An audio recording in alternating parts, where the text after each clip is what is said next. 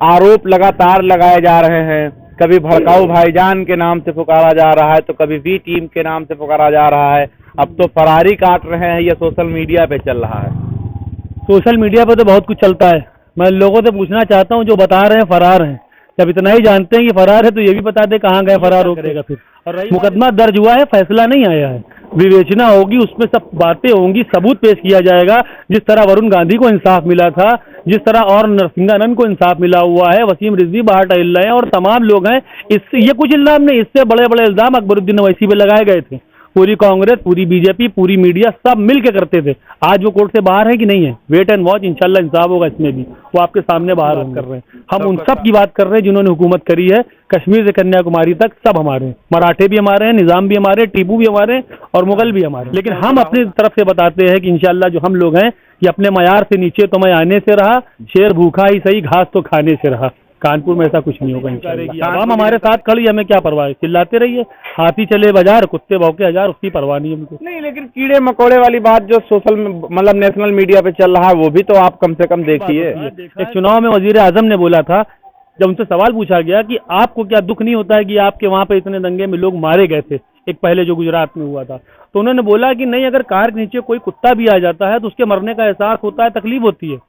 तो उन्होंने मुसलमानों को कुत्तों के पिल्लों से ताबीर किया। वो इस मुल्क के सबसे बड़े ओहदे पर बैठे हुए हैं। ये कीड़े मकोड़े कर कहा गया, ये ताबीरन कहा गया है।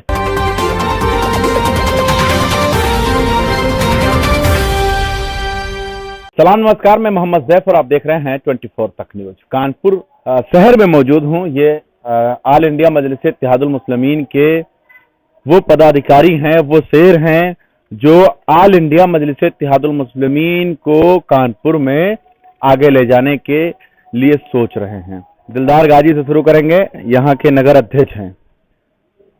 सबसे पहला तो सवाल हमारा यही होगा कि ऑल इंडिया मजलिस इत्तेहादुल मुस्लिमीन के जो प्रदेश अध्यक्ष हैं शौकत अली, उन पर मुकदमा लिखा गया।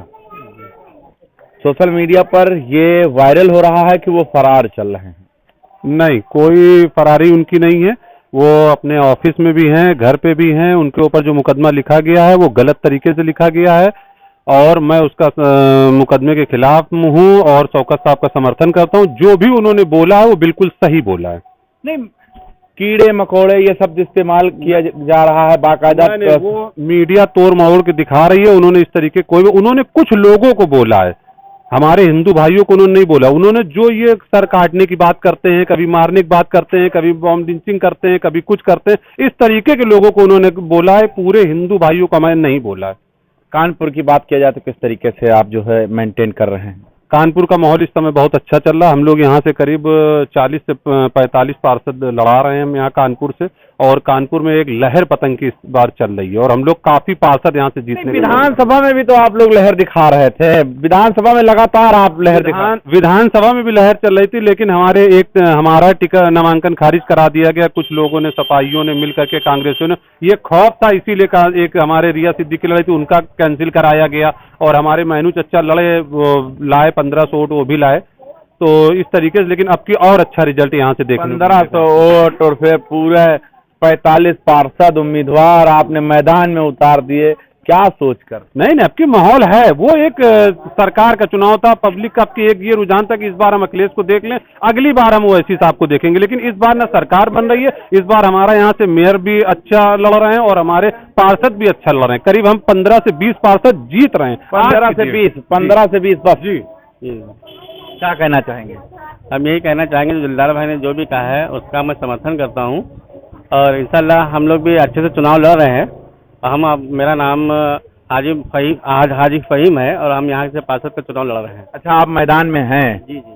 क्या तैयारियां कर रहे हैं? क्योंकि जब चुनाव लड़ने के लिए कैंडिडेट मैदान में उतरता है तो वो बाहुबली होना चाहिए, पैसे वाला होना चाहिए, ये सब सारा कंप्लीट है? नहीं, ऐसा हमारे अंदर कुछ नहीं है। हम बिल्कुल इज्जत से चुनाव लड़ रहे हैं, मोहब्बत से चुनाव लड़ रहे हैं। पूरी जनता हमें चुनाव लड़ा रही है यहाँ पे। ऐसा कुछ भी नहीं है यहाँ पे कि मैं बाहुबली हूँ या बहुत वो हूँ, ऐसा कुछ भी नहीं है। नहीं, लेकिन जिस तरीके से देखा जा रहा है कि ऑल इंडिया मजलिस इत्तेहादुल मुस्लिमीन, लोग आरोप लगाते थे कि चुनाव में समाप्त हो गई थी 2022 में। नहीं, ऐसा भी कुछ नहीं है। चुनाव में समाप्त नहीं हुई है, क्योंकि हम लोग अपनी तैयारी कर रहे हैं। जो बाकी पार्टियां तो आई, उनको 25-25 साल लग गया यहाँ तक पहुँचने में। हम लोग इंशाल्लाह 5 साल में यहाँ तक पहुँच चुके हैं और आपकी चुनाव में अच्छा जो है हम लोग परफॉर्म करेंगे। सलमान, क्या कहना चाहेंगे? कानपुर को लेकर किस तरीके से आप लोग रणनीति तैयार कर रहे हैं? कैसे मैदान में उतरे हैं?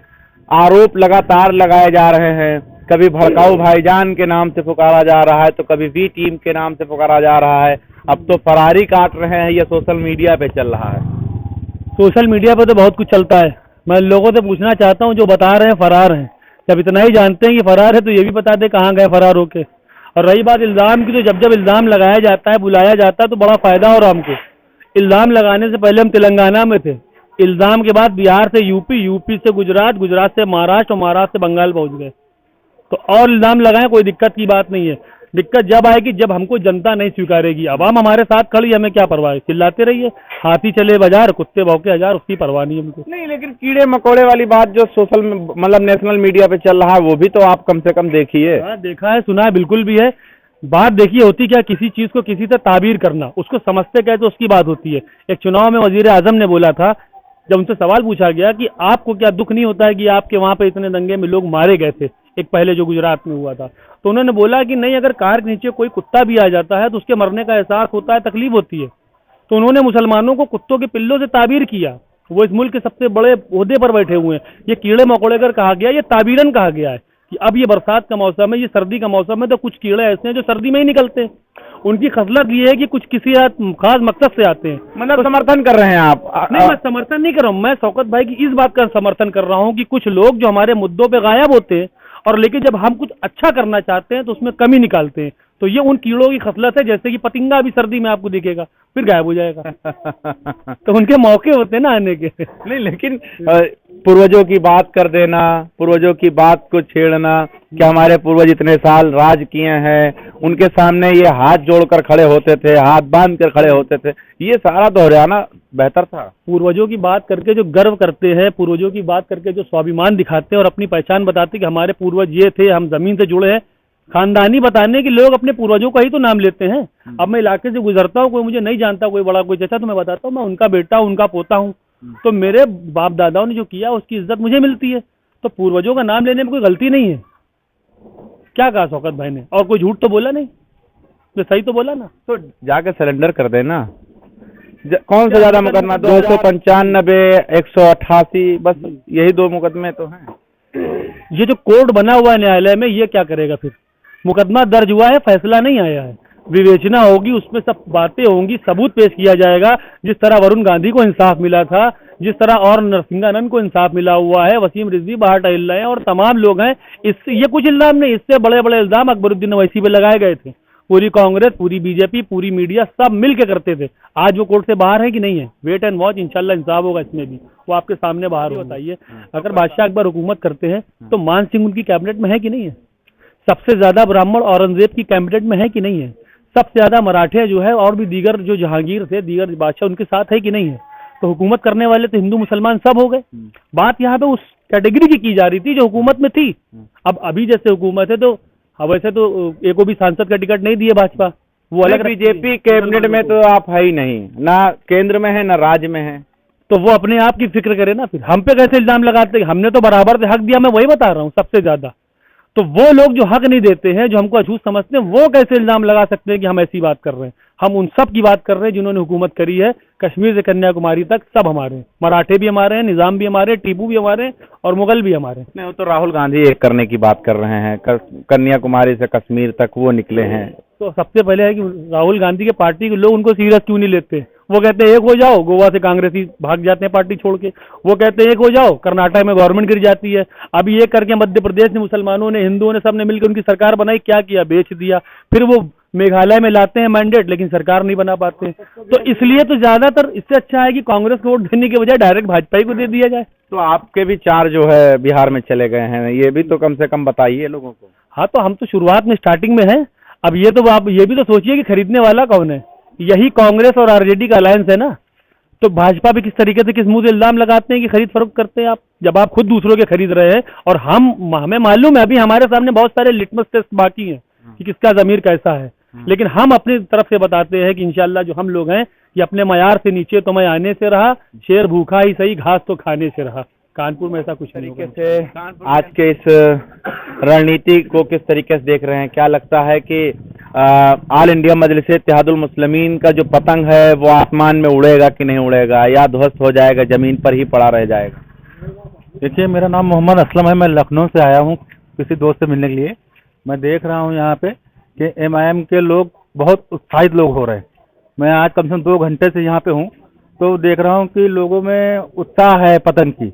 वैसी साहब के बस कोई कैंडिडेट को नहीं देख रहे हैं, वो लोग ये देख रहे हैं कि अब्दुल असद साहब को सिर्फ वोट डालना है। क्या कहना चाहेंगे? क्या कहेंगे, हमारे नेताजी एक नंबर के आदमी है, वो हमेशा इंशाल्लाह जीतेंगे। आने वाली इससे ये चुनाव होगा, इसके बाद और चुनाव भी लड़ेंगे। ये दिलदार जाजी के साथ हैं, हमारे भाई हैं, ये हाजी जी हैं ये हमारे। हाँ, क्या कहना चाहेंगे? रोकते रहेंगे ये पतंग भाई साहब क्या कहना चाहेंगे? वो ऐसी को है, वो तो शेर है। हाँ। उसके बाद हमारे नेताजी हैं, हाँ। वो हमारे सियादगंज के हाँ। पार्षद रहेंगे।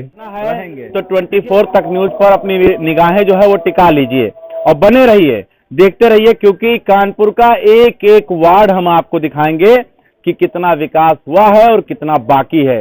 उस जगह पर भी लेके चलेंगे जहां पर बड़े बड़े नेता नहीं जाते, क्षेत्र का भी कोई अधिकारी नहीं पहुंचता है कि यहाँ पर आखिर बदबू किस बात की आ रही है, वहां पर भी लेकर हम चलेंगे आपको। जुड़े रहे हमारे साथ, देखते रहे 24 तक न्यूज।